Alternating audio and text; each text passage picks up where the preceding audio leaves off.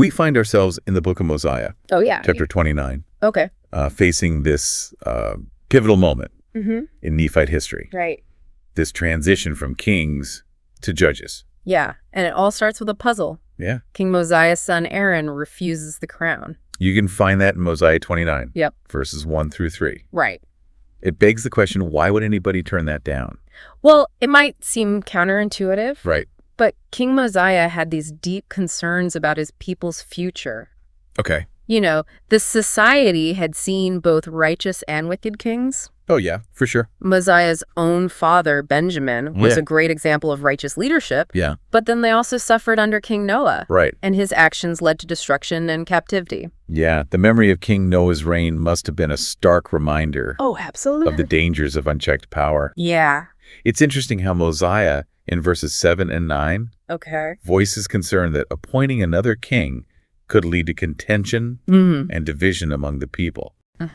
He even worries that his son Aaron might feel slighted by the decision, potentially leading to conflict.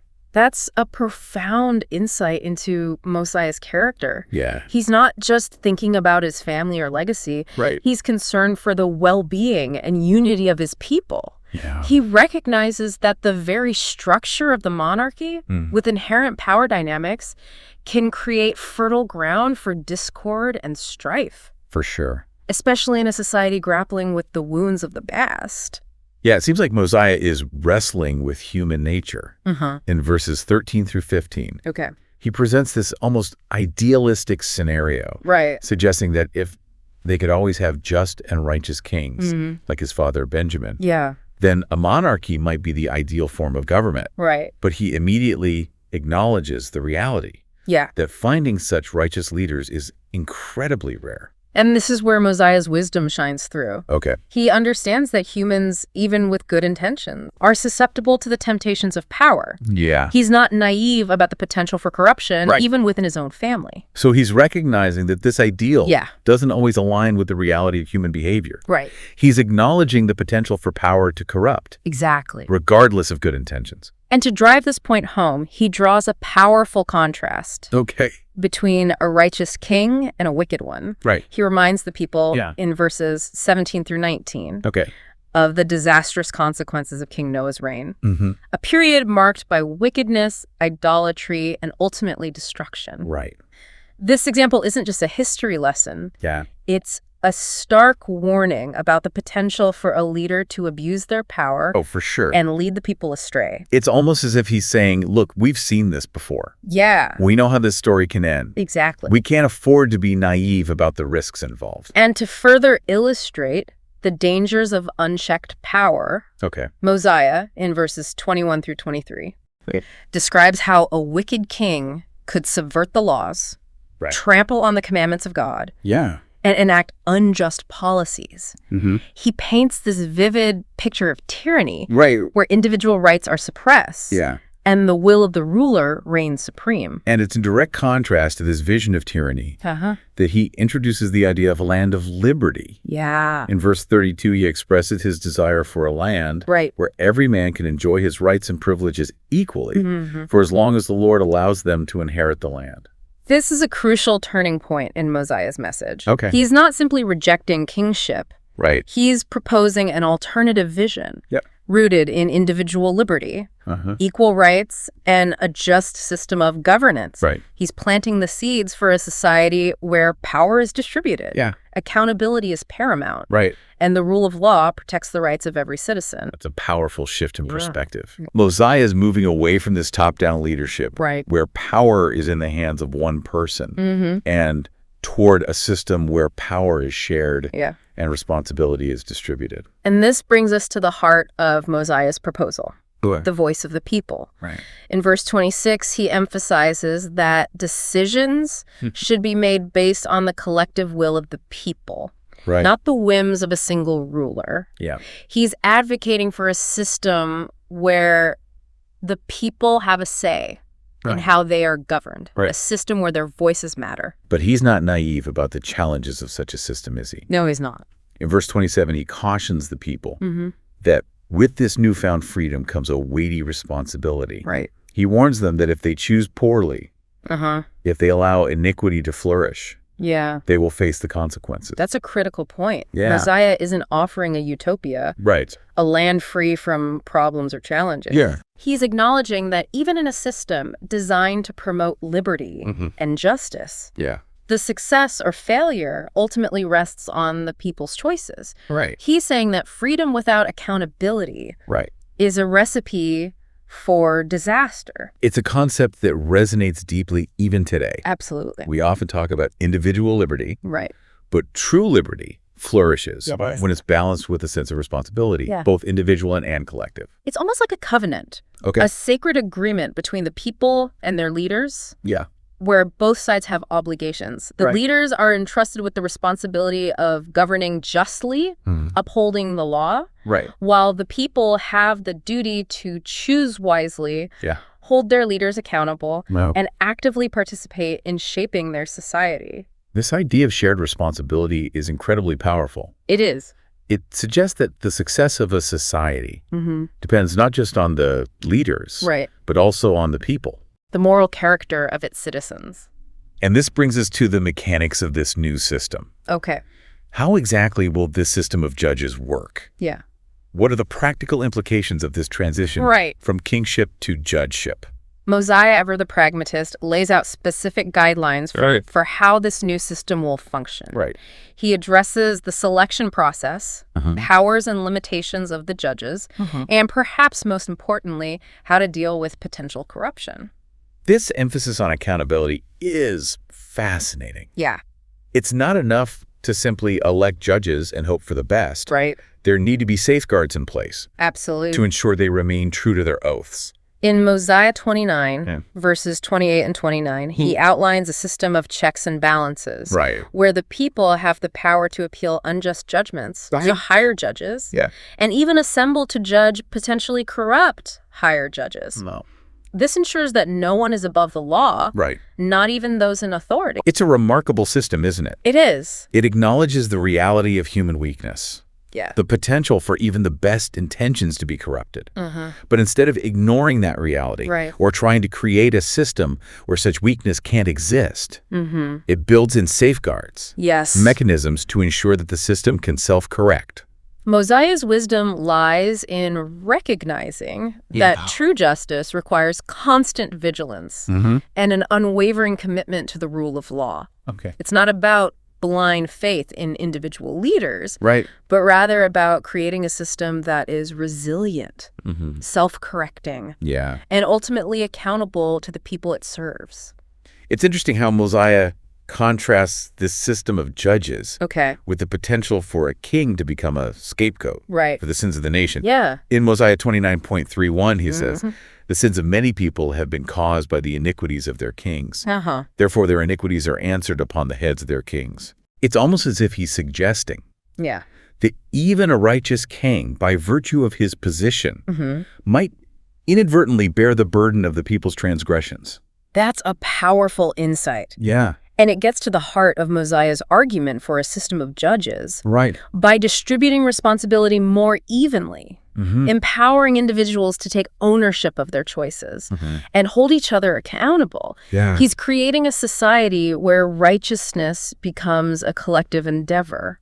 It's not about placing all the burden on one leader, a king, but rather about fostering a culture of accountability. Shared responsibility, where each individual recognizes their role in shaping the moral landscape. And the people respond to this message with remarkable clarity and unity. In Mosiah 29, verses 38 and 39, we see they wholeheartedly embrace this new system, relinquishing their desire for a king and expressing a willingness to answer for their own sins. They gather in groups throughout the land to cast their votes, demonstrating a collective commitment to justice and self-governance. It's a testament to Mosiah's persuasive powers as a leader. It is. He doesn't coerce or manipulate the people. He presents a compelling case, appeals to their reason, and inspires them to embrace a new way of governing themselves. And it's important to note that Mosiah's leadership isn't about clinging to power. Right. He could have easily insisted on continuing the monarchy, especially given his son's claim to the throne. Right. But Mosiah 29.4041 tells us that he puts the needs of the people first. Yeah. His willingness to step aside to relinquish power for the sake of liberty and well-being earns him even greater love and respect. It's a profound example of servant leadership. Absolutely. Putting the needs of others ahead of personal ambition or the preservation of power. And it seems this transition marks the beginning of a new era. It's not simply a change in leadership. Right. It's a fundamental shift in how they perceive themselves as a people, as a society. Mosiah successfully guides his people. Yes. From a system built on the idea of a single all-powerful ruler to a system where power is distributed, where accountability is shared, and where the voice of the people carries significant weight. It's a bold experiment in self-governance, a testament to their faith in each other and in the principles of righteousness. And who is chosen to lead this new era, to serve as the first chief judge? The mantle falls upon Alma, a man already revered for his spiritual leadership as high priest. We learned in Mosiah 29.42 that he is entrusted with the weighty responsibility of guiding this nascent system, of upholding the law, and of ensuring justice for all. It's a testament to Alma's character and abilities. Right. He steps into this new role with a deep sense of purpose, committed to upholding the principles of justice and righteousness. Mosiah 29.43 tells us that Alma did walk in the ways of the Lord. Yes. And he did keep his commandments, and he did judge righteous judgments. Right. And there was continual peace through the land. It seems this new system, at least initially, is proving to be a success. Yeah. Bringing peace and stability to the land. Right. But the story doesn't end there. Right. The transition to a system of judges is just the beginning of a new chapter in Nephite history. Right. A chapter filled with challenges, triumphs, and ultimately a profound exploration of what it means to build a society on principles of righteousness, liberty, and individual accountability. It's inspiring to see how the Nephites, guided by Mosiah's wisdom and Alma's leadership, navigate this transition, embracing a system that empowers individuals while demanding accountability and collective responsibility.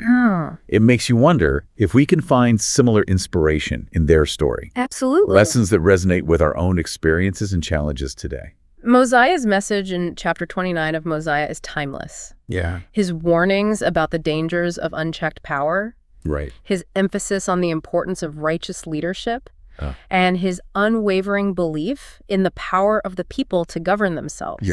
These are principles that transcend time and cultural context. They challenge us to think critically about our own roles as citizens, to consider how we can contribute to a society that upholds justice, promotes liberty, and fosters a culture of accountability. It's a call to action for each of us to be engaged citizens, to hold our leaders to a high standard, to speak out against injustice, and to actively participate in shaping the moral fabric of our communities. It's a reminder that freedom isn't a passive, Absolutely. It's an active responsibility that demands our constant vigilance and unwavering commitment. Mosiah understood that building a righteous society is an ongoing process, a journey that requires both individual and collective effort.